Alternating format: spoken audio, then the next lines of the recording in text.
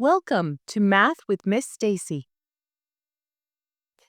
In this video, we're going to be talking about using FOIL to multiply parentheses. FOIL is another way or a mnemonic to help you remember how to use the distributive property when you're dealing with parentheses. So FOIL means first, outside, inside, and last.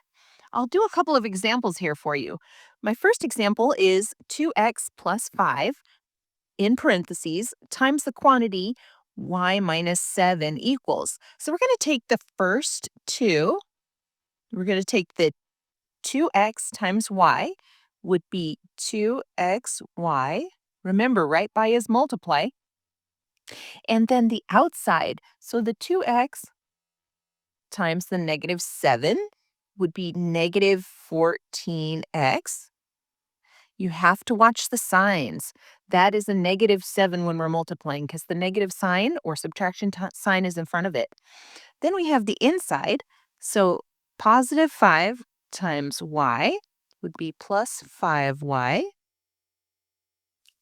And then 5 times negative 7 would be minus 35. Okay, so we distributed by using the FOIL method to multiply parentheses. Next, we have x minus 6, the quantity in parentheses, times the quantity y plus 2. So we have the first, x times y equals xy. The outside, x times 2, it's positive 2, so we have positive 2x. Then the inside, we have negative 6 times y would be negative 6y.